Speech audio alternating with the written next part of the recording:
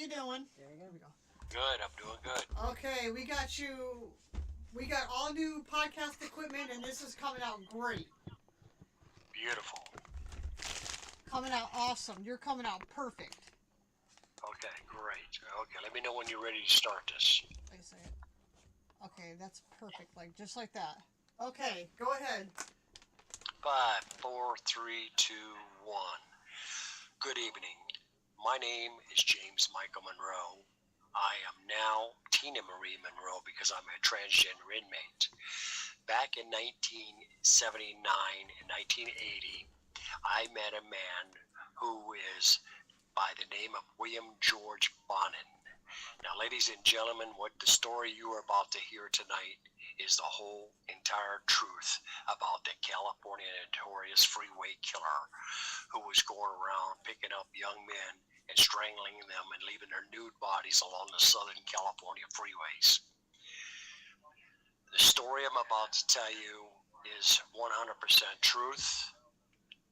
Angela Bittner, who is helped producing this story, has transcripts that verifies every statement that I'm about to tell you, along with records and clothing and merchandises that you can buy from her as we tell this story. All you have to do is contact her, and she has it. She has my artwork that I've done since I've been incarcerated for sale, along with other documents. As the story begins tonight, back in May 23rd of 1980, I was a male prostitute in front of the Gay Community Center in Hollywood, California. I started hitchhiking to California. I came from a small town in Michigan, not knowing what the world was about to see for me until I arrived. I turned myself into a male prostitute to sell myself for housing, money, and everything else to survive because I became homeless. I had nothing to live for any longer. I met William George Bonin on May 23rd at 5 p.m. As he approached me, he asked me what I was doing, standing in front of a place called the Gay Community Center, where young men was picked up by various other men for sex, prostitution, drugs, everything else that was going on in Southern California back in the 1970s and early part of 1980. It all started at 5 p.m. William Bonin approached me and asked me, Jim, what are you doing here? And I said, I'm trying to find a place to stay. And so he told me he lived with his mother, Angela, and his brothers, and his father. Now, Alice Benton was a nurse who took care of her husband, who was a veteran, and he came home at 5 p.m. every night. So William Bonin picked me up, took me to his home, and I met him, his family, and then that night, as we were sitting there, he offered me a job driving 18-wheelers with him at a company called Dependable Driveway Trucking Company. I decided I wanted to do that job because I always wanted to be a truck driver and travel the world and make something of my life. Monday morning came around on June 1st, and William Bonin decided that he wanted to do another killing. Little did I know that this guy was a serial killer who was just released from a Atascadero State Hospital in California. This man was going around from 1972 to 1980, brutally murdering over 45 victims, stabbing them, putting ice picks through their ears, torturing them through their eyes, making them dig their own graves in the Sahara, in California deserts, making victims bury digging their own graves, and making them drink battery acid before he actually killed them. One gentleman came all the way from Germany as a tourist, and that was Marcus Grabs. He tortured him, stabbing him over 77 times. And like a rabid dog, he would continue to stabbing him. I had no clue who this serial killer was until that night. He was driving with me in his green van at 5 p.m. on June 2nd, 1980, and he said, I'm going to pick this hitchhiker up. Well, when he picked this hitchhiker up, we got him in the van, and he introduced himself as Stephen J. Wells. Stephen J. Wells was 18 years old, living in a small town called Downey, California. And he wanted a short distant ride to his apartment. We lived on Dinwiddie Street, which was 5 miles away from his job site. Now, Stephen Wells was a bisexual young man, had no clue that his life that night was about to change.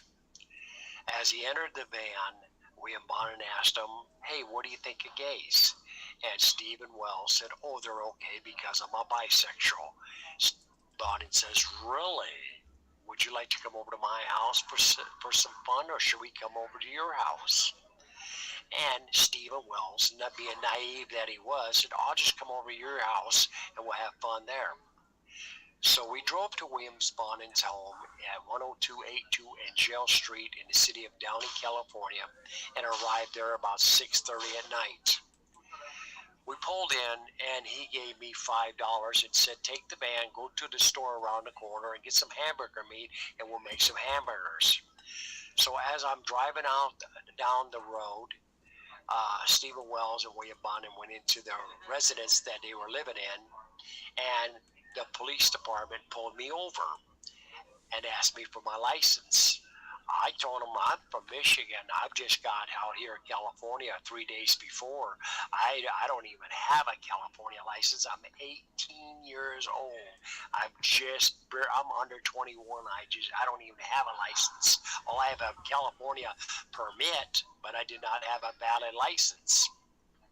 So he told me to take the van, go back home, and drive later with an adult driver. So I went back to the house, and I got a surprise. William Bonin and Stephen Wells was laying on his mother's bed having sex. So when they saw me standing in the door, I decided to go watch television. And I said, I'm not going to be involved in that. So I went and sat down, and I turned the TV on, and I was watching my favorite show, like I always did, called Happy Days. So Bonin stops whatever he was doing, and he comes up to me and says, come on, Jim, let's go have some fun. I go, I don't want to do anything. He goes, well, I want you to come with me because I want you to hear this. So I followed him into his mother's bedroom, and I'm standing in the doorway like this, leaning on the door, and William Bonin says, hey, Steve, let me ask you a question. How would you like to make $200? And Stephen Wells says, sure, how? He goes, I know a guy that likes to have sex with guys that's tied up. Now, Stephen Wells didn't realize how serious this was, and he said, sure, I'll do that for fun. I'll take 200. So Bill Bonin got on the phone and played like he was calling somebody and told him, okay, he'll be right over. So he hung up the phone, went to the kitchen and got a nylon rope and sat there, came back in as I followed him and told him to lay on his belly, and he hog-tied him. And he was nude. Then he picks him up, puts him in the hallway, and he's sitting on the bed, and he's asking Stephen Wells questions. Hey, how much money do you have in a bank? Or where do you really live? And then he says, Jim, go get his wallet and his ID card. So I went over and got his wallet and ID card. I didn't think anything of it. I said, okay, whatever. I'm not involved in this crap. I don't want to, that's on him. So I went and handed it to him, and he takes the wallet out, and he's going through, and he's taking the money out, and he goes, how much money do you got in that bank? And he goes, Stephen Wells says, hey, if it's money you guys want, I'll write you guys a check. I got $300 in a Crocker bank. Whatever, please just don't hurt me. Let me go. I won't tell anybody anything. So Bonin stands up, walks over to him, and punches him in the chest and says, okay, motherfucker, you're going to do what I say, or I'm going to kill you. I'm like, oh no, are you serious? This is what's going on? You're actually going to kill this guy? And he goes, follow me. So he goes out to the kitchen. I go, hey, let the guy go, please. And I'm begging with him, please let him go. Just untie him and let him go. And Bonin says, well, it's too late. I already got him tied up. He knows where I live and everything, so I got to kill him. I go, oh man, are you serious? Please let him go. Don't hurt this guy. So he's going through his stuff, and I walk over to Steve Wells. I lean down on my hands and knees, and I said, look, Steve, for the love of God, please. I don't know what this guy's going to really do to you, but I tell you what, if he kills you, please tell God that I didn't do it. And Steve Wells says, okay, I will tell him. I will tell him this. I go, okay, thank you. So I stood back up and I sat back down on the bed with him, and he's ripping his stuff up, and I'm like, I'm in shock. I don't know what the hell's going, what this guy is really doing. So then he says, well, I'll tell you what, I'm just going to knock you out, put your clothes back on, you're leaving the park bench somewhere. I said, oh, thank God. He's not going to hurt him. Oh, man, I'm so glad he's not going to do this. And I said, okay, cool. So he turns him over on his belly, and he takes his T-shirt and puts it on his neck, and he starts twisting it. And he tells me, he says, hey, hold his feet, because he's moving around a little bit. I said, hey, I don't want any part of this, so I'm not doing anything. He says, you're not going to get in trouble. Don't worry about it. Don't worry about it. I promise you, if we get caught, I'll tell him you had nothing to do with this. I go, all right, no problem. So I held down his feet. I didn't realize I could get in trouble for it. And then he said, okay, I'm done strangling him now. And then he reaches down and he squeezes his nuts, and I heard a pop. I go, what was that noise? He goes, that's my mark. I go, your mark? He goes, that shows them that I did it again. I go, what do you mean you did it again? He goes, I'll tell you who I am in a minute, in a little bit after we're all done. I go, okay. So he flips him over, and his face is blue, and I go, hey, why is this guy blue in the face? What's going on with him? And he goes, he's dead. I go, what do you mean he's dead? He goes, yeah, I strangled him. He's dead. I go, what is dead? What do you mean dead? He's dead? He ain't living no more? What? Are you serious? He goes, yeah. And he starts laughing. I go, oh, man, what are you going to do now? And he says, don't worry. We'll just put him in a cardboard box. We'll put him in a van, and I'll go dump him. I go, all right. He goes, go in my brother's bedroom, get that refrigerator box. So I go get the refrigerator box, come in back in there where he's at, and he says, help me put the body in it, and we'll put him in the van. So I help him put the body in there and put him in the van, and he goes, we'll wait till dark and we'll get rid of him. I go, okay. So it gets dark outside, and he goes, now it's time to meet my friends. I go, okay. So we start driving down the road, and we go over to his co-defendant's, his partner's house by the name of Bernard Robert Butts. Now we get to his house, we pull in, I go, hey, this guy ain't gonna kill me, is he? And he goes, not while I'm here, he ain't gonna kill you, don't worry about it. I go, okay. So we go in there, and I knock on the door, and when I knock on the door, he answers the door, and this guy's like 6'4", he's about 6'3", 6'4", 100 pounds, and he's wearing a Darth Vader uniform. And I'm like, what the fuck is this guy about? Are you serious? What did I get myself into? So this guy comes, and he opens the door. Okay, we're going to take a 2-second break, and we'll continue this. I'll call you right back. Okay.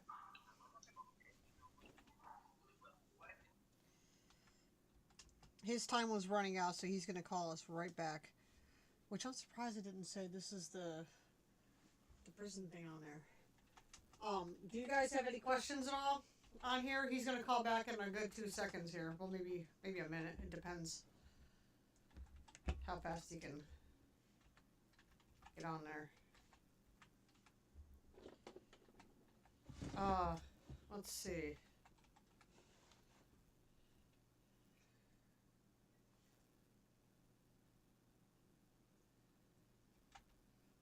I'm glad you guys like it. The show, Crazy Lady, and we're also on YouTube too. We're on YouTube Live right now. He's been on our thing several times talking about it, but he's going to go further into what he usually does. He's going to talk about when he got into prison, after prison, when he got arrested and what happened then. He's going to talk about the execution. It's very, very interesting. We also have several of his merchandise too. So if you guys want to purchase his merchandise, he'll be calling back in just a second here. Just waiting for him to, because it takes a second when they do the prison thing, when the jail thing.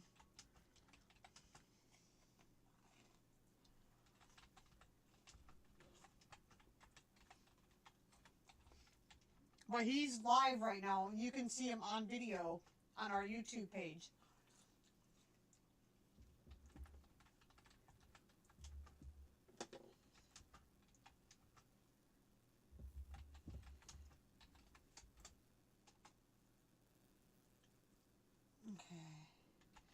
Who's on the phone? That's James Michael Monroe, known as Tina Monroe. He's the freeway. He's from the Freeway Killer.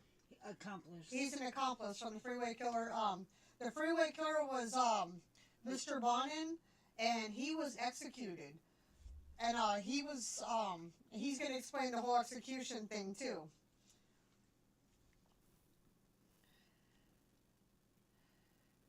So we're just waiting for him to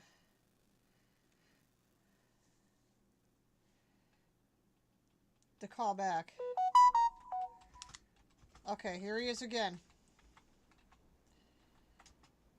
Hang on one second. Okay, and he's back.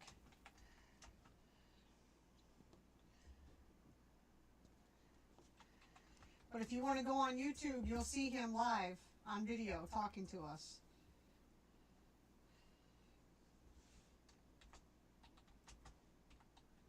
Hang on a second, we're waiting for him to join back. What's taking so long?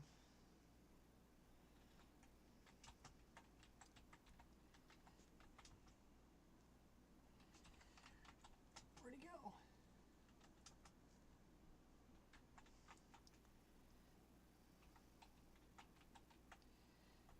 I don't know what's...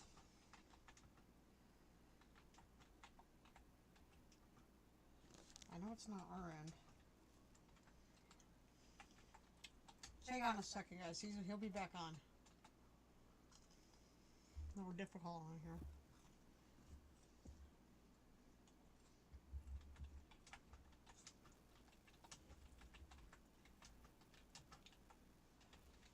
No, I connected the call. It says waiting for participation to join, so I don't know what is going on that.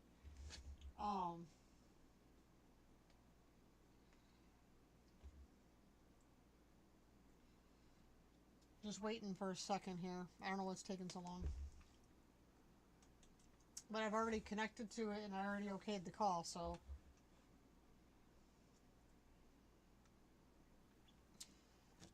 Okay, hang on. He's got a call again.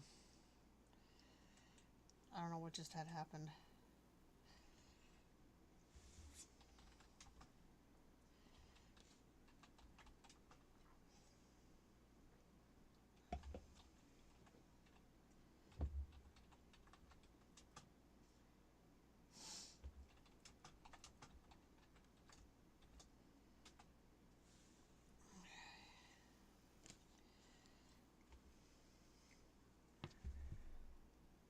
I hate when time goes up because then we have to do this.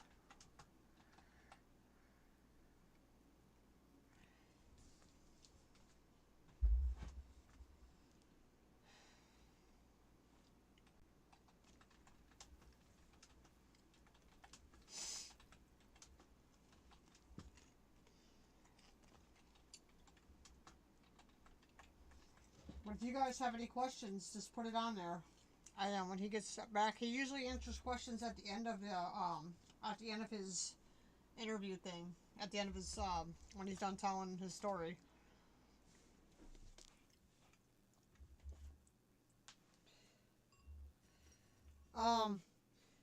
If you type in inside the mind of serial killers with the Z's, it'll pop up.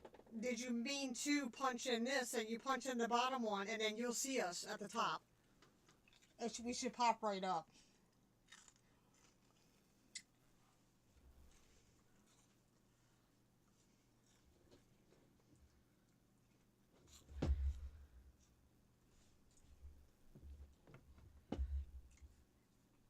See if I can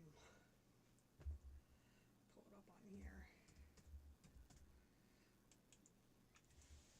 Where's he at? Why is he taking so long to call us back?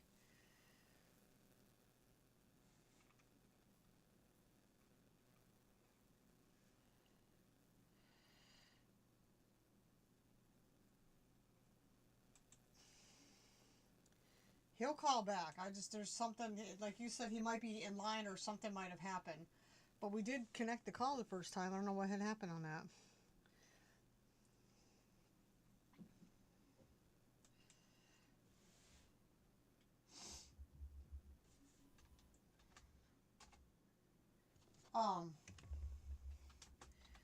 But if you go on, let's see, YouTube, and then you type in pure evil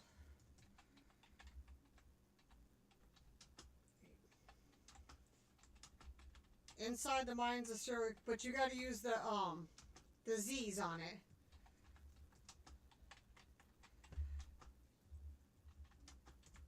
And then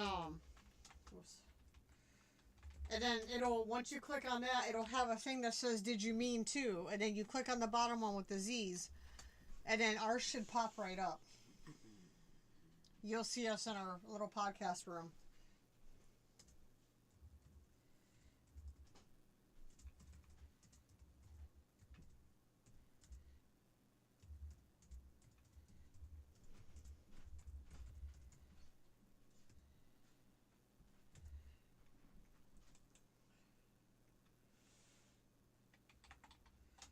Yeah, because it'll say show results, and it said did you search instead of, and you hit with the Z's, and it should pop right up on you.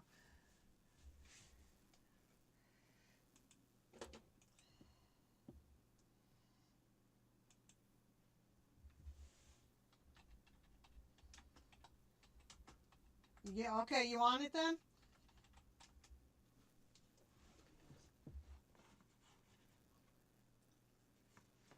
Nice. Now you should see a couple interviews we have already did with him, because we just started going live on YouTube. We've been on Podbean for a while, but we just started going live on YouTube because we wanted to start doing like live videos with them calling in.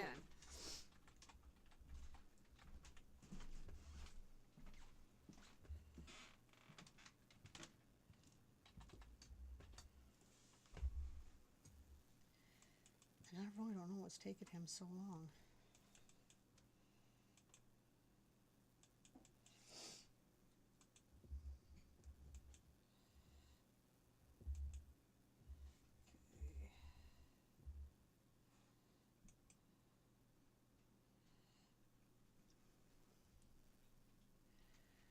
To just keep watching for him.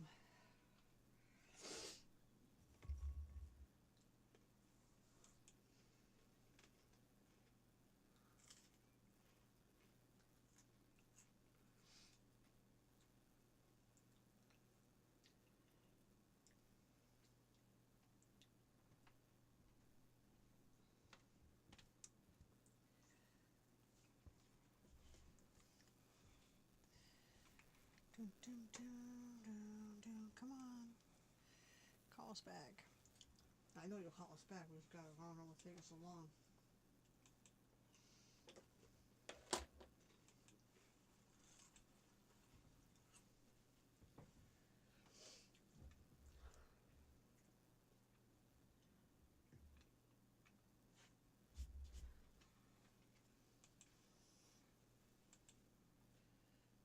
It could be count time, but usually when we get this set up, we do it all around the meal and the count and everything time. So I'm not for sure. Thank you for following us. I'm not for sure what's taking, because this has never happened like this before. Somebody might even start fighting. If anything, we can continue on. We'll have to, because I think Podbean only goes for so long, so we might have to start another Podbean and just continue it. Oh, hang on 1 second. Hello? This is Global Telly. You have a prepaid call from an incarcerated individual at the Mule Creek State Prison, Ione, California. This call and your telephone number have a prepaid call. You will not be charged for this call. To accept this call, say or dial 5 now. Thank you for using Global Tailway. Hey. Our system went down. Oh, your system went down? I think it's mine or it's yours. Okay, I'm not for sure, but you're still live on Podbean. Oh wait, what happened to Podbean? Okay.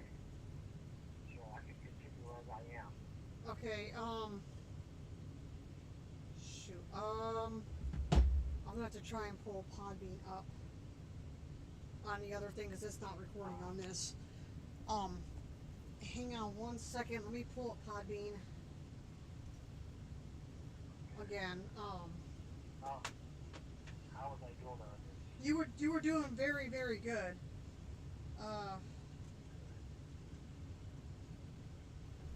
It's not, for some reason it's not. It says it's recording, but it's not doing the microphone thing on there, so it's not actually recording. Oh wow. Oh shoot. And the volume's all the way up.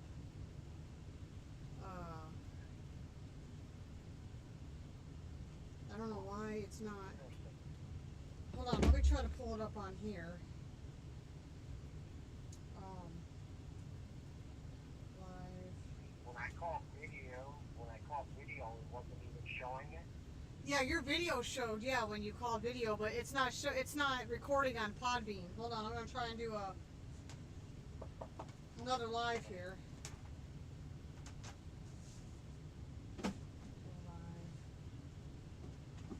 Because I'm already live. I don't know how to pull it up on here. Okay, here we are. Let me see if it's going. Okay. Let me see if it's. Make sure it's recording. Yeah, I gotta make sure it's recording. Okay. Okay. This call and your telephone Can number everybody will be hear? monitored and recorded. Can everybody hear on here? This is some of our stuff for sale. Okay, it's showing it's recording. So go ahead. Okay, thank you very much. I'm glad everybody can hear my talk. Okay, so ladies and gentlemen, I will continue, and I am very sorry for the elections. So as I was stating tonight, when I entered to Bernie Buzz's home, I walked into his house, and Bill Bond introduced me to him saying, Vern, this is Jim Monroe, this is Bernie Buzz. Vern, this is my new partner. So Tell him to this stop. guy is real. This guy Hold on one second. Sure. I'm not for sure what just happened here. We had it where they were just live a second ago. Where did it? Okay. Okay. What? Oh my God! What just happened here? Do we have to go again? Go live. Start now. Okay. I thought we had. Oh Jesus! We have to start all over again. Hold on. I'm showing the artwork that he's got for sale. Okay, hang on. Okay, what just? And they are all signed and dated.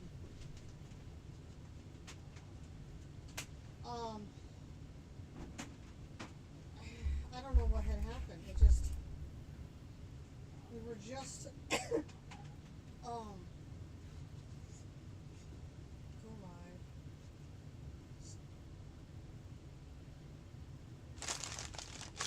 There's also Oh, court come documents.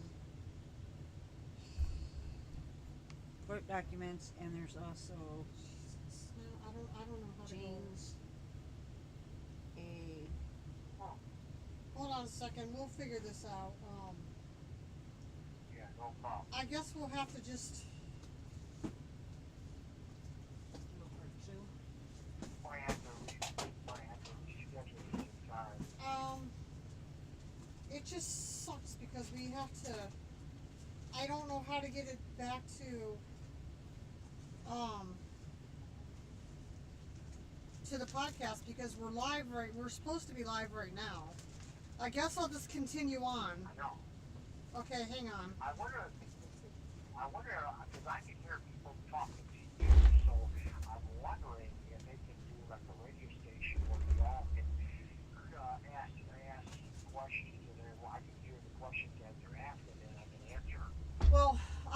put it. We just started a whole new podcast thing on there, and it's not. That's not even recording either. Oh my god, this is. Sorry. Oh, Still trying to get the kinks out, guys. If anything, just keep talking because it's still recording on YouTube, and we'll figure this one out. Okay. So Just go get it ahead and closer to the continue. Speaker. Yeah, just continue, and then we'll just Okay. go from there. Okay, so as I was stating, when I interviewed the one in Bucky's home at Davis Street, the guy, like I said, he was very tall man, very straight looking. And introduced me to him, introduced me to him, and he said, "Oh, well, so I'm glad you're the longest worker, so you know what, I want to show you something." So I go out to his kitchen, and he opens the cabinet door, and there's like 6 to 10 ID cards there, and I go, "What's all that?" He goes, "Oh, that's all the victims that I did." I go, "Victims? What do you mean victims? What's a victim?" He goes, "Phil will tell you all about all this. It's all about victims." So then Phil Long says, "Okay, well, come on, I want to show you something that I got in my van." So he said, "Okay." So we all left the house, walked down the corner street where we live on the sidewalk, and went to the van, and Phil Long opened the van. And on the side of the van, he slides the door open, and Stephen Wells's body is laying there on the out. So Vernon Mark says, "Oh, wow, you have another one, huh?" And Phil Long starts laughing. "Oh, yeah, this one was a fun one. I got to tell you about this one." So I'm looking at those two like, "What the hell are you two talking about?" I just shook my head. "Oh, I got to figure this shit out." So he says, "Do you want to come or do you want to come with us or what?" And Vernon Mark says, "No, I just sit here and watch it on the news." And I'm still saying, I think in my mind, I go, "What the hell are they talking about?" So Bill Watson says, "You know, okay, I'll call the CCTV on the news." So we get in the van, we start driving down the road, and we're driving for a very long time until we get to the city of Huntington Beach. So as he goes all the way to Huntington Beach, which is the next city over, he sees a mobile gas station that's closed. So he backs up to it, turns the lights on, and shuts the engine down. He sits there for minutes. Now it's not stinking in the van. I'm like, "God damn, it stinks." And he says, "Tell you what, here, let's double that mobile gas station." So I opens up the back, and I help carry the box. This guy's body is stiff like a board. It's like carrying a 2x4. And I said, "What the hell? Why is he so stiff?" He goes, "Oh, that's rigor mortis." I go, "What the hell is rigor mortis?" He goes, "Well, that's when a..." This call and/or telephone number will be monitored and recorded. So we go and carry the body. We put it behind a mobile gas station. And we get back in, and he says, "Just sit here for a minute."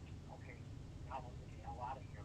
So he starts the van engine, and we drive real slowly down the hill, back onto the road, down the street. We want to see somebody saw me. So we drive past the drive, past the mobile gas station. He turns the lights back on, and we head home. Now, we finally get home about 2 minutes to 11, and the phone is ringing. And Vernon Mark's on the phone, and Oh no. he says, Oh no. "Hey, turn the news on." You've got to be fucking kidding me. And are we good still? Yes. Okay, so turn the news. It's just turn the news on quick. So I hurry up and turn the news on. Big old huge headlines. The black white saying, "Freeway strangler, freeway killer strikes again, claiming his 45th victim." And I'm going, "What the fuck is this?" Hey, that's that guy who's going around in the van killing. Oh my God, it's you. You're the freeway killer. And he started laughing. He says, "You stupid motherfucker, you really didn't know, did you?" I go, "No." He goes, "I'm the freeway killer." I go, "Oh my God, I heard about you." I go, "Man, you ain't gonna kill me, are you? Please don't kill me." He goes, relax. I'm not going to kill you. So I said, okay, you know what? No problem. So we sit there, and he says, you know, we'll just go to work tomorrow like normal, and it's not a problem. So we sit there, we go to bed that night. Now, when we go to bed, he turns the lights out, and I turn it back on. I go, hey, what are you doing? I go, I think you're going to kill me. I go, I'm not going to kill you. Relax. So I said, how that? He said, let me tie you up. So I tied me up, hog tied me, put the t-shirt around my neck, started twisting it, and she was hurt. And I said, wow. And I started crying. So I tell him, let me call my mom and say goodbye to her. He goes, look, I'm not going to kill you right now. I'm here to report you. Because I'm going to call police. I will. I can't. I'm on my co-defendant's doing. All right, no problem. So we go to bed that night. The next day, we go to work. Show the newspaper. She says, Mom, you did it again.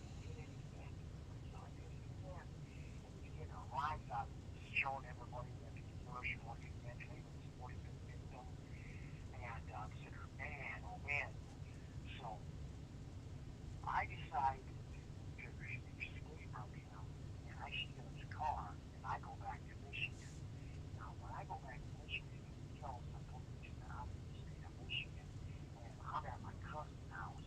Now, I'm at my cousin's house in the corner. I'm at her house hiding out. And they trace the call, and they come to the house and request me, and they extradite me back to California. So when I get back to California, I don't even know what's going on in the court system because I've never been arrested in my life before. So I get to court, and I'm like, what the hell is this? So they threaten my life, forcing me to plead guilty to second-degree murder.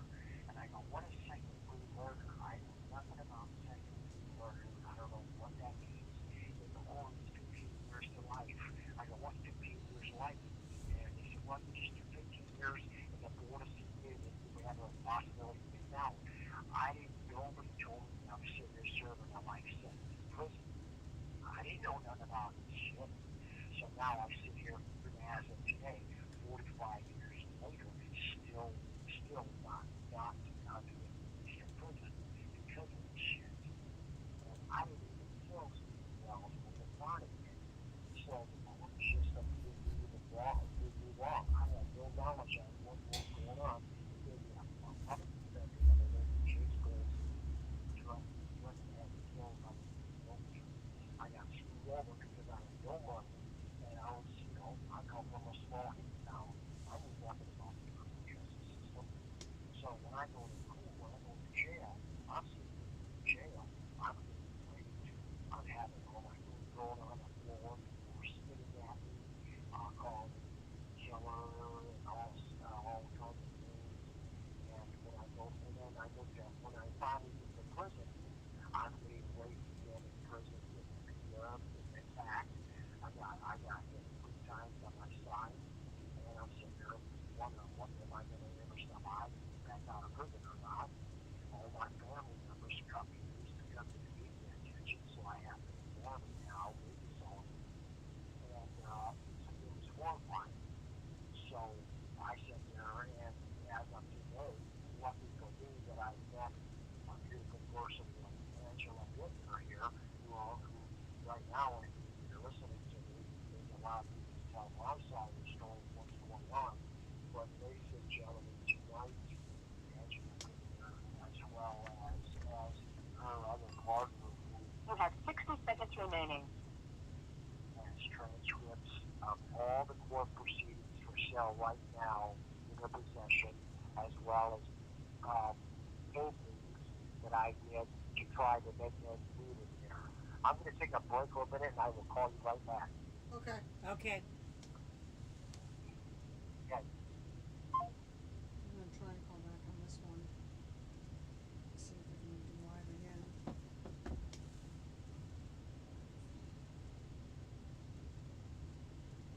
I apologize, you guys. This is all new equipment, so we thought this was gonna work, but I don't know what happened. Usually when he does the whole video chat on the video, but for some reason when he calls on the phone afterwards, it doesn't work. I don't understand.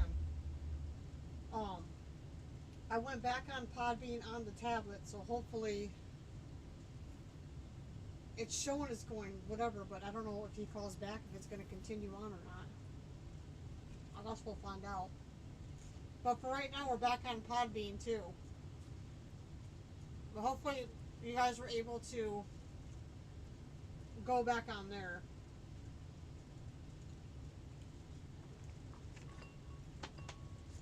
His system shut down, that's why. He's gonna have to probably do this earlier so that doesn't happen. Because usually when we do it this late.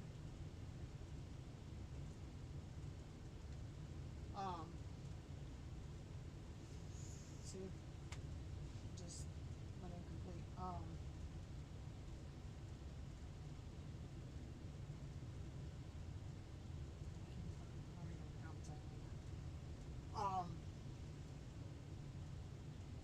I apologize for all that. So, this is showing, I think, that it's, well, no, maybe not. I don't know if you can hear it on there or not. It's not showing the green like it's supposed to on the microphone's on. So I don't know what is wrong, why it's not recording. And then can you go out of that and start over? Yeah, but that's what I've been doing for the past 10 minutes. I've been restarting each one, but it's not, if for some reason it's not recording. I don't understand. It says my microphone is on. Everything's good there. So I don't understand. I guess I'll just leave it on and then we'll just see if it works or not. Wait. Is it working now? I just had it like tilted and it went. I don't know. I guess we'll just wait and see. We'll try to replay it and see how far it goes.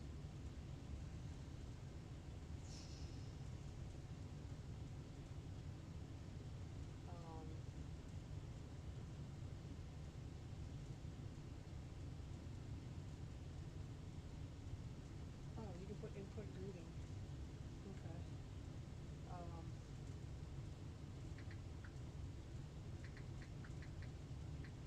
Add some.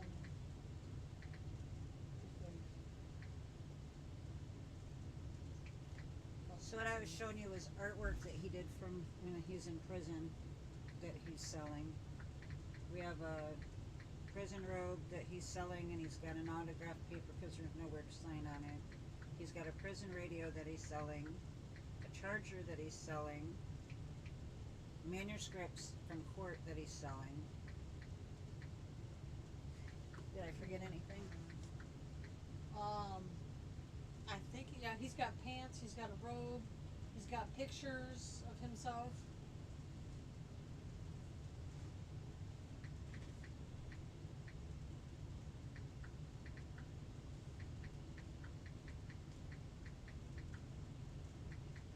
We got some of the questions you were asking before the system shut down that when he calls back, eventually we'll ask him.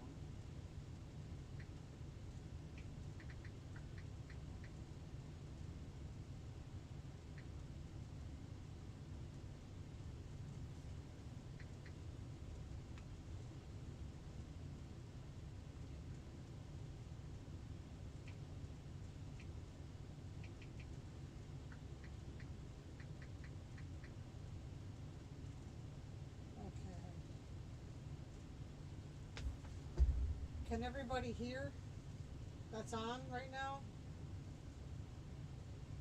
Because he's supposed to, if you just joined, James Michael Monroe, now known as Tina Monroe from the Freeway Killer, is talking. He's live on YouTube right now. He was doing video chat, but his video camera went down in the prison, so he's now on just YouTube talking right now. But he's got to call back because they can only talk for so long, and then it starts over and they have to call back in again. But for some reason our Podbean went down when that had happened.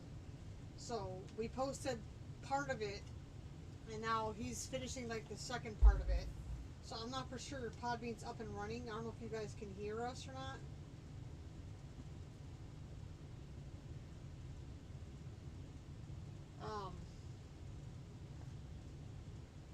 I don't know what had happened.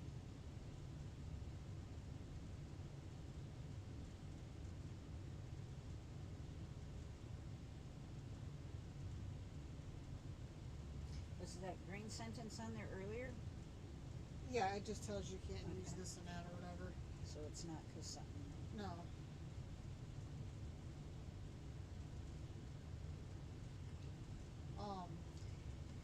Well, this stinks. We really thought we had this down because we were trying to make it a better video than the first time with different cameras. Yeah. Instead, the system's fighting us. We're working on it though. I don't know if there's anybody in the comments up here. Is there any comments? I don't know if I should click on anything or No, not. don't. But if anybody has comments or questions to ask him, just throw it out there. I don't know if Crazy Lady's back on Podbean, but try to go back in because we're back live. This says we're live again on Podbean. So if you want to come back on there and ask some questions, if it seems to go blank or something,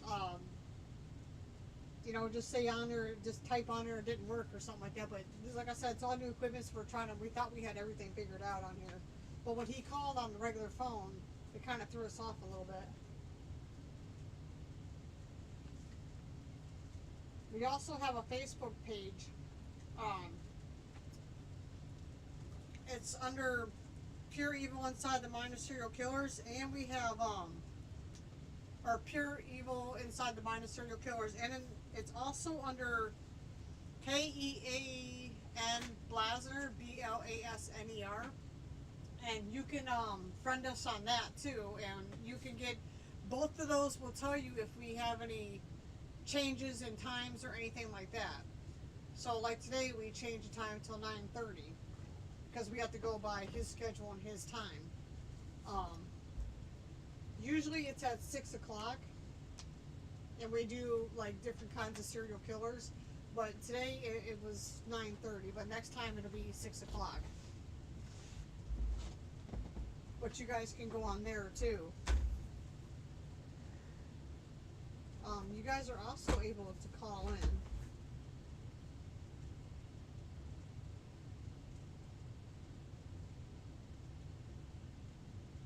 So if you want to talk on there and ask questions that way too.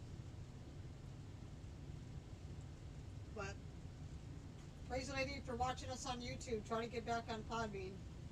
As far as I know, it's still working. And it's taking him a minute to call back on this phone now.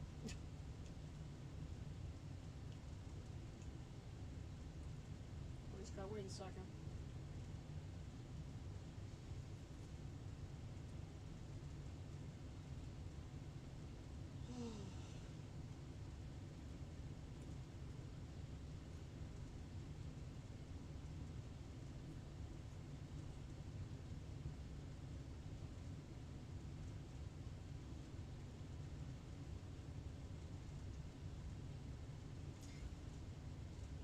How long before does this have? I don't know. I'll push the camera. Record. I know. I want to see if the pictures come in better with this. Okay. Oh man. Hold on 1 second. Hold on 1 second. He's calling on this one now.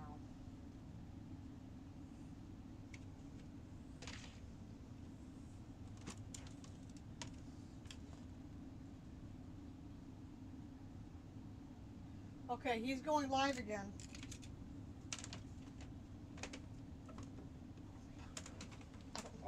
We're back on. Okay, good, good.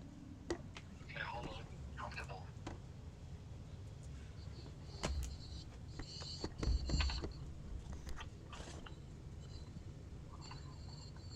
Okay, we're back on. How am I looking? Good? Amazing. Okay, great. Now we're back on. So let me know. Do you want me to continue where I was at? Yes. Okay, so like I was saying was, ladies and gentlemen, like I said, the story that I told you tonight is what I'm asking is if you please get a hold of Angela Bittner. We have all the transcripts of the entire Los Angeles trial of William Bonnet, along with the Orange County transcript of William Bonnet and my testimony, as well as news reporters' testimony and other co-defendants' testimony in the entire case. She owns all those transcripts right now, along with my blue jeans that she has, which is autographed from me, as well as my house coat that belonged to me, and my St. AM FM radio she has in her possession that belong to me, as well as a battery charger, and she has other possessions. So please get a hold of her. You won't be sorry. You'll enjoy word for word of the entire trial, from police officers, detectives. She has everything there, from letters from victims' family, from courts, from judges. There's all kinds of stuff that she has, and she can prove that I'm telling the truth of this story here tonight. And if you have any questions, please contact her or me through the GTL system. Contact me at GTL. Go to gettingout.com and type in my CDC number, which is C is in cat 44535. Get a hold of me by getting out, or get a hold of Angela Bittner, and she will get a hold of me. Let me know that you want to contact me. So, but please, they're just sitting there right now, and I don't want them to sit there and collect dust. Those documents are for sale, and she has everything, and she went out of her way to put artwork that I've been doing, trying to earn some money in here, because I have no family or friends to support me with funds in here. So all I can get is like a bar state soap in here and toothpaste. Other than that, I mean, I'm doing artwork, trying to sell it so I can get a little bit of money in here through JPay. So if you have, right here. you have any questions, please ask me, and I'm willing to answer them. He did sign his jeans right here too. Everything's signed. We got these, Yes. and then we got a robe, but he couldn't sign the robe because there's nowhere to sign. But we have official document from him that it is his. Yes. That's right here.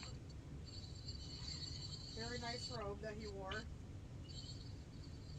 I have his document, and it comes with a picture of him too. That's in a little sleeve thing too. Yes. We have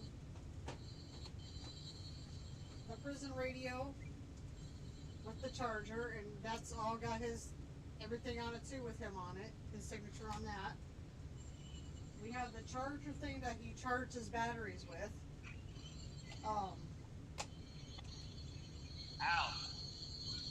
We also have these three documents here, which they come in the frames, and it tells about when he had to go into protective custody because of Mr. Bonin. I think that was the one here. Yes. Yes. Yes.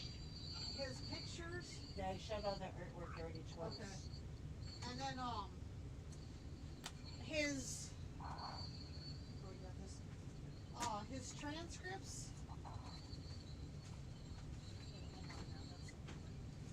His transcripts come with all the envelopes. It comes in this 3-ring binder.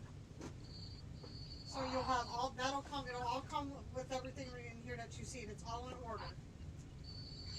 Yes.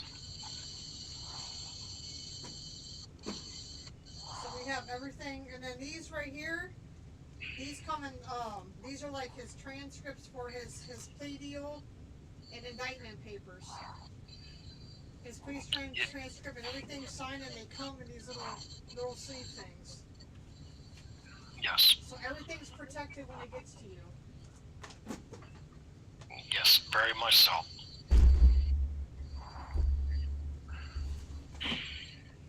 So wait for any viewers have any questions. I'd be more than happy to answer also. Well, they're waiting for you to talk about when you got arrested and Mr. Bonin's execution. Yes. Now, when I was arrested in the state of Michigan, I was shocked because I didn't know I was going to be extradited back out to California. So when I got arrested at my cousin's house, it was shocking. You know, I didn't know what was going on. You know, I was under arrest, and they brought me all the way from the state of Michigan all the way to California, and I was placed in the Los Angeles County Jail. Now, as far as now when William Bonin was executed, I mean, I sat there on February 23rd, 1996. I sat there glued to TV like this, and I didn't take myself off that TV set because I watched second by second by second of how they brought him out of the cell, and I watched him get onto the gurney, and I laid down. As he laid down, they hooked the straps up to him, and I watched him be executed. I had mixed feelings on his execution because the only thing that I wanted to do was talk to him one last time before he was executed to find out if there was any bodies or anybody else out there that was involved before he did get executed, because I wanted to make sure that the families or anybody out there would get closure, because I wanted to make sure that they got closure. And he would not say anything. He said all he told me was, as well as the reporters, that when he goes, he's going to take a lot of secrets with him, and they're going to come to find out that they're not going to sit there and have any closure, no matter what, if he got executed or not. It's not going to change anything. They're just killing a man that committed a murder, and that was it. You know, an eye for an eye, basically, is what he said. And he said that he told me directly that the death penalty sends the wrong message, and that if you seriously want to do something, you have to go to a quiet place or seriously think about it before you do something. So, and that's the conversation that I had with him before he was executed. And one of the witnesses that was there, Mike Farrell from the TV show MASH, Mike Farrell, he was there. Wow, and I watched him talk to the media as it was all going down, and he says, he was an opponent against the death penalty himself, and I watched him speak to the media himself. So, yeah, I was shocked to see one of my favorite TV show actors opposed the death penalty himself. So, yeah. Yep. Yeah. So was Bonin's family there, or any kind of, with the victim's family? Yes, they were. Yes, his mother, they didn't want to come. They watched it on TV. So he had no present family there? No. Yeah, we got a lot of questions here. Okay. Do you think he chose his victims? Why do you think he chose the victims the way he did? It was sexual gratification for him. If they were blonde and they looked like they were teenagers, that was his style. Yeah. So it wasn't just people he ran into or easy targets. He had specific needs. Yes. Why do you think he tortured his victims first? Was it because of control? It was control, and it was like he was paying society back for what they did, the way they treated him in the past by putting him in prison in his past incarcerations, and he said that he vowed that he would never go back to prison again. So, and he was that mad at society. Do you think his childhood had anything to do with it? Could you say that again? Do you think his childhood had anything to do with it? Yeah, because his upbringing, yes. Yeah, I had a little bit to do with it.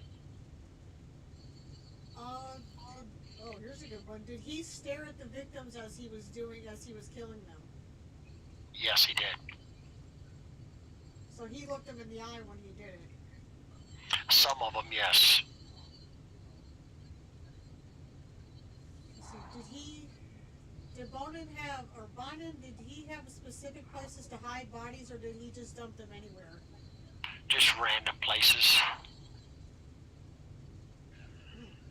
How do you think he stayed out of the spotlight for so long? How he did it was because he would involve other younger people that he could manipulate, such as like me or Greg Miley, who had slow IQs.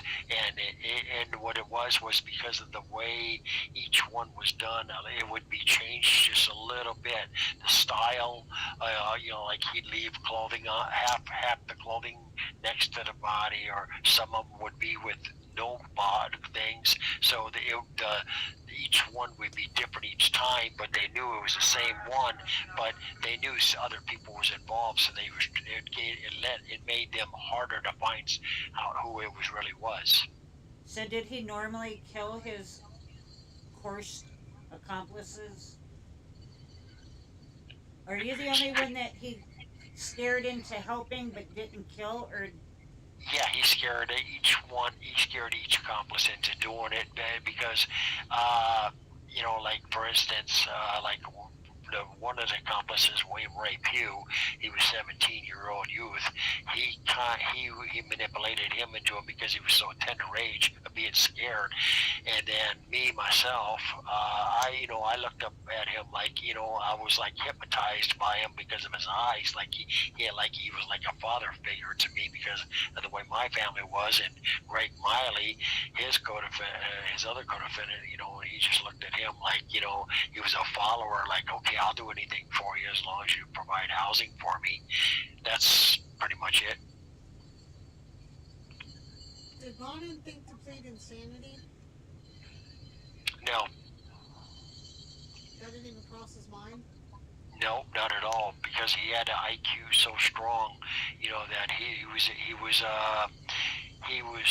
IQ was so strong that it was unremarkable. Did you think about pleading temporary insanity due to the nature of being scared of him and forced to help? My attorney wouldn't let me. They just didn't care about what was going to happen to me. They wanted to do anything they could just to make sure they got a conviction. I got 35 seconds. Let me call you right back. Thank you. Okay. And there we have it.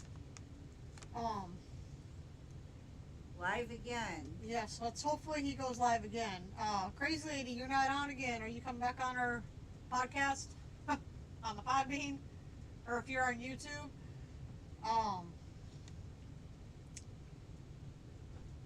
Hopefully he calls right back this time.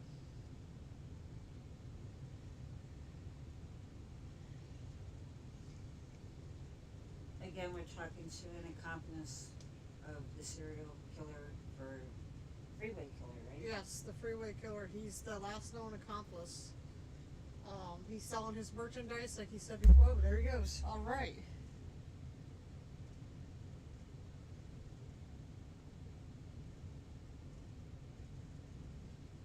Oh, good. Yeah, we're back on. Okay. So next question. Do you think you'll ever get paroled? If I could get some viewers out there to write support letters for me, I would probably have a chance to finally go home after 45 years, yes. Right now, I'm up for resentencing under SB 1437, the Accomplice Act. And what that is that if the judge rules that I didn't kill Stephen Wells, but William Bonin did, and I took very limited role, they have to take the life sentence off of me and sentence me to a lesser term, which was robbery, and then I do the 5 years and then go ahead and be paroled, and I'd have to do 2 years on parole.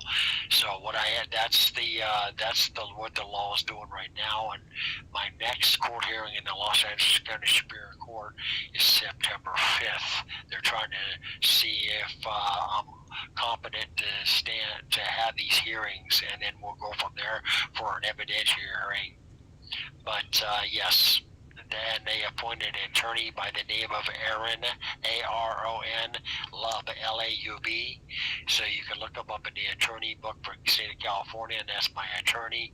And you can or you can contact support letters by contacting the Los Angeles County Superior Court, Department 120, Judge Shelley Turbilla, Torbilla, and ask that I be released. So, next question, please. They don't take how young you were into consideration when all this went down. It was sadly not in California, because I was only 18 at the time that it happened, and because I was born June 17th, 1961. So when the crime happened on June 2nd, 1980, I was still 18 years old. So until I turned 19, then I went to court. So I was still 18 years old at the time, very young age. Were you scared to testify against him? Yes, I was, and I had letters from him saying that if I did, he would kill me or his friends would, and I had to be placed in the Federal Bureau of Prisons under witness protection program because I was so scared. Were you afraid they weren't going to follow through with their bargain as far as... Yes. A couple times, yes.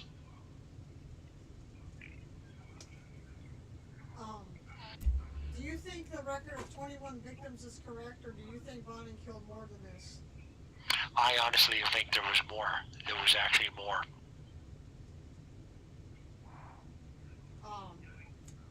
How many times did you attempt to escape him? Twice. The first crime was that night. After he went to sleep, I got back up and he asked me what I was doing, and then because I was going to crawl out of the house and get away. And then the second time is when I stole his car and went back to Michigan. So I kept it twice, and I finally got away on the second time. Here's one. I believe you were really scared, but did you ever think of taking Bonin out yourself so that he wouldn't be able to harm more people? I couldn't defend myself. I've never been into a fight in my life, and I never knew how to fight. I was never taught, so I didn't know how to hit him or anything, and I was too scared. Well, you think too that he's been doing all these killings, so he probably has plans of everything in his head. So if you even attempted, he probably already knew what he was going to do. Yes. Because he probably didn't sleep without something by his side. Yes, that's true. He always carries a knife with him at all times, and plus he was a Vietnam veteran. Which do you think would have been a better punishment for Bonin, life in prison or execution? Execution. You think that would have been a worse punishment than what you're going through now? No, actually, the worst punishment would be actually life in prison. Did he even look like he was scared when they were doing the execution, or did he look like he just didn't care? He just didn't care. So do you even think he had a soul there? The way he looked, no. Because just by kind of looking at him, you can kind of tell, he's... within the prison pictures, the way the pictures were, like his he's got no light in his eyes at all. No, he doesn't. Black eyes. Jail fiction, yeah. But I didn't know if that was the photography or if he really was just... No, that's the way he really was, and that's why when you looked at his eyes, you could actually see what I see. It was like you were glued, like, oh my God, I can't take my eyes off of him. It was like that. It was hypnotic, That's the end of the questions, but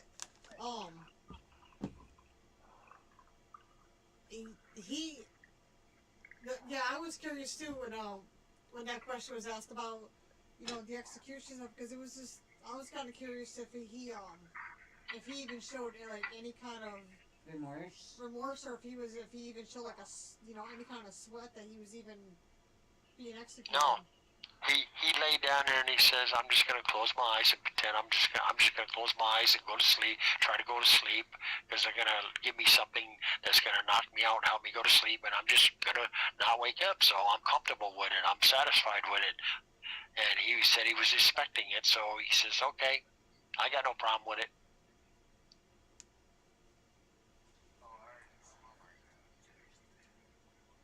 Do you have any letters of him, like, threatening you or anything like that?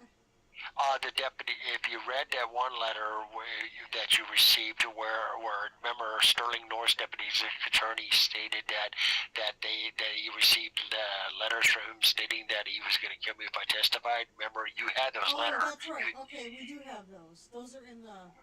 Yes, that's verification from the deputy district attorney's office. They are the ones that received the letters. Yes. I forgot about The actual letter. Yeah. Right. Right. He's got a copy of the actual letter. We don't have the actual letter. He has the right. copy of the letter. No, the district attorney's office received them.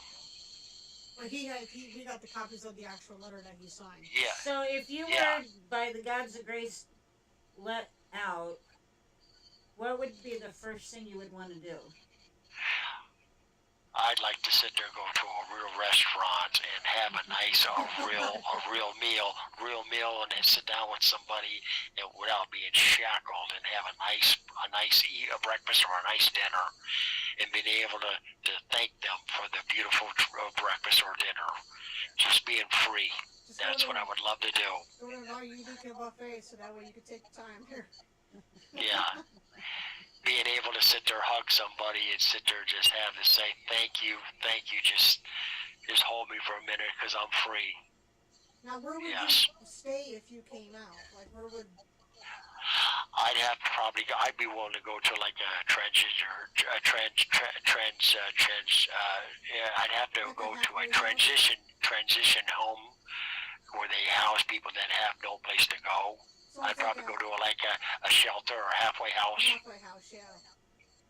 And they can help I'd you be willing. get a job and I'd get be yourself willing. out there. Yeah, I'd be willing to go there. Or if anybody's willing to take me in, I have no problem doing it.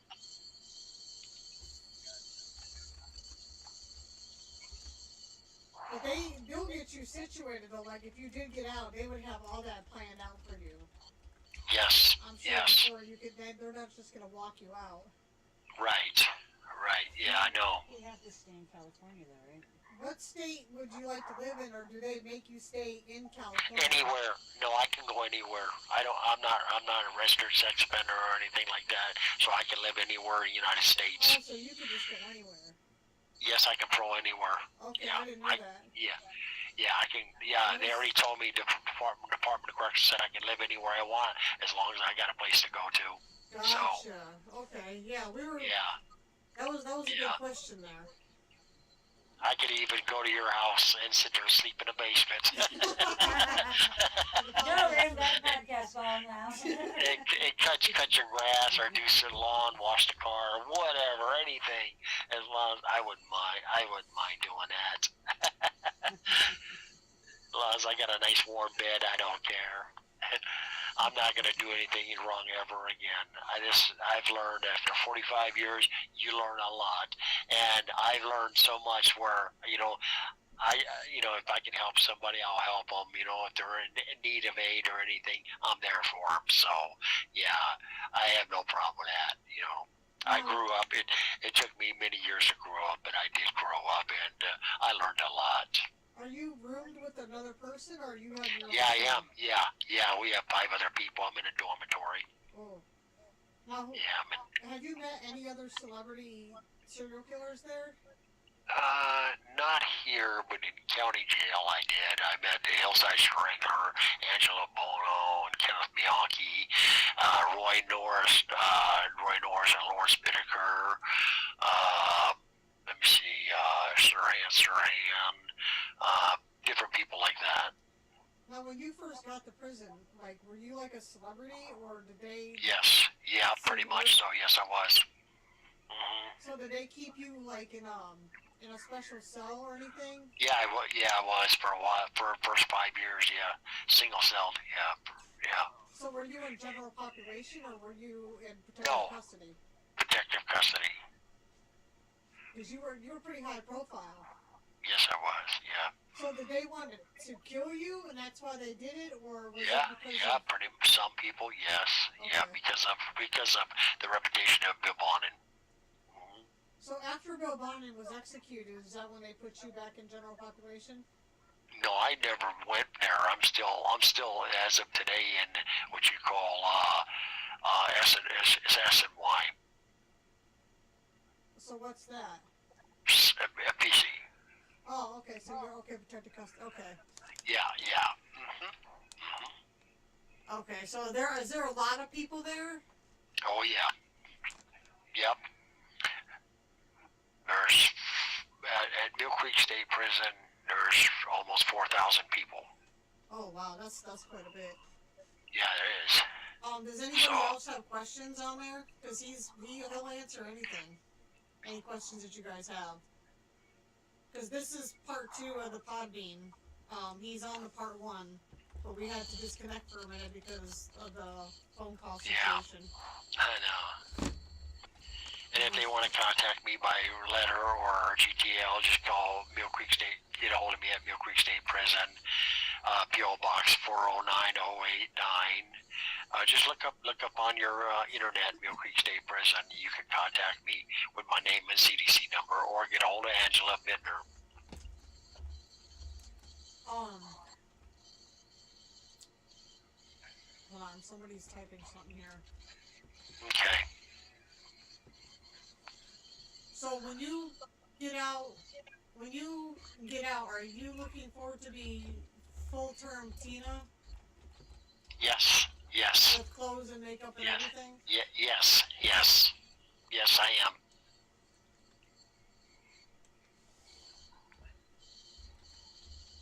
Yeah, I just want to start my life over. The old James Monroe is dead. I just want to stay under Tina Marie Monroe and start my life over, what little life I have left, and just start the rest of my life over as a happy person. Now, Yes. Somebody asked, how did you pick the name? Well, I've always loved the name Tina, and my mom's name was Marie, so I put it all together. Now, this is a whole different identity, so this takes it away from James Michael Monroe, so you're going to start a whole new life, basically. Yes, yes, pretty much so, yes. Do you have any distant family? No, I have nobody out there now. I have nobody.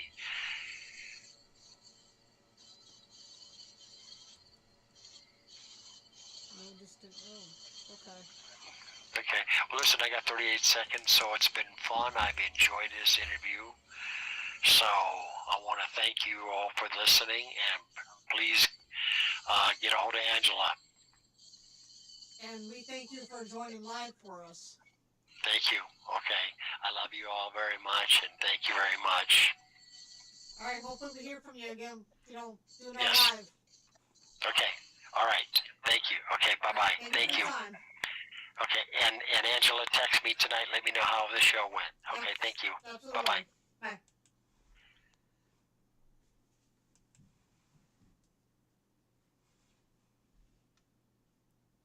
Okay.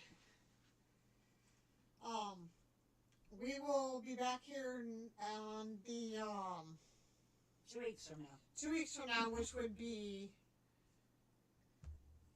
let's see, today's the 27th, so it'd be the 3rd to 10th. So it'd be August 10th. Yeah, it'd be August 10th that we would. That's 2 weeks, right? Mm-hmm. Yeah, August 10th at 6 p.m. We don't have another person yet. We haven't talked about who we're gonna do. Well, we did not get a response after she goaded us and said she wanted to talk about it, but I think we should just follow through and talk about the story of what we got for the people that didn't catch us when we just briefly talked about it. Okay, so And then we Mackenzie did pull a Shirilla. card. Well, I think we pretty much covered her last time. She just didn't answer. To put her side in. But we did Oh. pull a card previous to that. But I guess we'll skip this card until next time. So we'll talk about her side of what we got. So we'll talk about her on the next one. And if you guys don't know who Mackenzie Shirilla is, she's the one that just recently got sentenced in 2023 to 15 years to life. I think that's what it was. 15 to life. She drove her car 100 miles an hour into a brick wall and killed her boyfriend and his friend. She did, of course, get for murder and everything else. So we'll talk about what she kind of gave us, and hopefully we hear from her until, by then. But I'm really not for sure. She hasn't talked to us after because she said she wanted to do it, had everything all situated. We gave her a date and everything. Yeah, and then she just, after that, she quit talking. So I don't know what had happened with that, but we'll have to just, we'll go with that, and then once that's over with, if we have enough time, then we'll go with something else with another person. But for right now, that's what we'll do for the next one. So we'll see you guys then.